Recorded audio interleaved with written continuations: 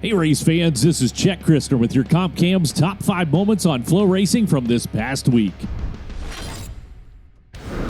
Damian Gardner trying to thread the needle between the two lap cars. Doesn't happen, gets into the back of Dwyer. Mitchell gets into it. 6, 7 cars stacked up in the corner. For our number 5, we head to Paris Auto Speedway with the USAC CRA Series, and Damian Gardner is leading the charge and headed for heavy lap traffic with the pack hot on his heels. Pressure is on, so the Demon goes for the old grease weasel maneuver into turn 3, but unfortunately, it's too many cars and too little real estate. From there, it was a cascade of catastrophe with 7 cars joining into Donnybrook. Austin Williams would inherit the lead, only to eventually be challenged by Brody Roa, who ran a slow slider into turn number 3. Williams opted to hold his line, only to be smote by Roa's right rear. Roa would go on to win the 70th running of the Salute to Indy.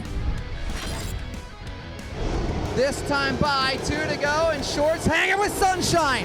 A battle for the lead. The All-Star Circuit of Champions kicked off the Indiana Invasion for our number 4, which happened at the newly constructed Circle City Raceway. Final 2 laps, and Carson Short is pestering race leader Tyler Courtney. Short throws a slider into 3, and Courtney battles back around the outside. Short again comes to call down into turn number 1, gaining the advantage, but Sunshine takes it deep into turn number 3, right across the snoot of Short, and skates his way to victory on the opening night.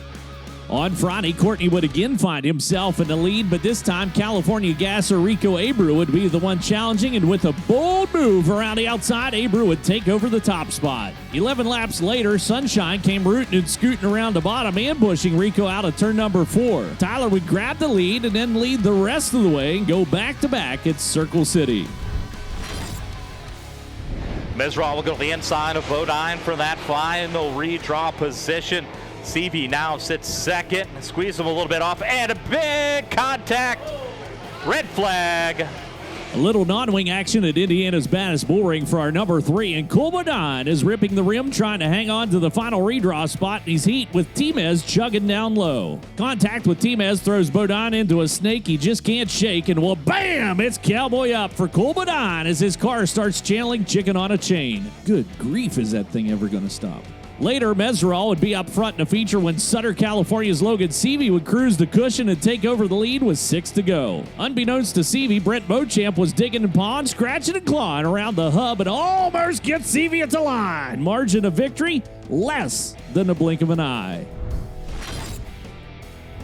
For our number 2, we'll head out west to Petaluma Speedway in the King of the West NARC 410s, where the green flag is about to drop. And what the was that? Tim Kading had that exact same question for Justin Sanders. Eventually, things were sorted out, and we find Justin Sanders leading with Bud Kading challenging through the heavy lap traffic. Sanders would hold Kading off and pick up his 100th career sprint car win.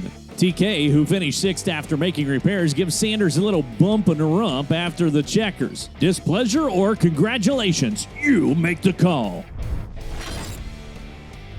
Alrighty, tighty race fans, hang on to your hats because we're off to the $26,000 to win Race Routine Foundation race at Kokomo Speedway for our number 1. Brady Bacon's the race leader, pounding on the perimeter with Kerry Madsen down low. Lap traffic, and Madsen slips to the outside of Bacon, who is caught up behind a slower car when Brady's Bacon is saved by a yellow for 2 cars around at turn number 2. Alas, under that caution, Bacon mysteriously spins to the infield. Turns out all that romping and stomping around the rim broke the throttle spring on the 69. So Bacon heads to the work area. Kerry Madsen goes on to the point, and now high school senior no more, Zeb Wise is on a voyage of velocity, blowing past Madsen into turn number 1. Wily veteran Madsen's not going to be rattled by that. He'll get up on the wheel, battle back to the inside, and regain the lead the next lap around. Madsen would again lead for a number of laps before opting to go high into turn number 3, where Young Gun Wise would be quick to capitalize and charge down low and back into the top spot with 14 laps to go. Zeb and Kerry would continue to duke it out, while Tyler Courtney, who's been hotter than a $2 pistol of late, would slowly reel him in. Now it's a 3-car tussle through lap traffic. Wise, Madsen, and Courtney all searching the surface when Madsen makes a master-level move to zip past Zeb. Put the Ford into first, and Madsen starting to drive off into the sunset and literally off the screen when disaster strikes. Turns out Cap Henry was spinning out too when Madsen, under full sail, smoked the Ford car and capsized the unit.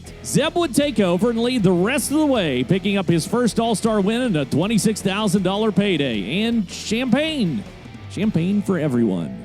Not a bad graduation gift to himself. On that note, Zeb had skipped his high school graduation to run to Indiana Invasion with the All-Stars, so the All-Star officials held a graduation ceremony for Zeb, diploma and all.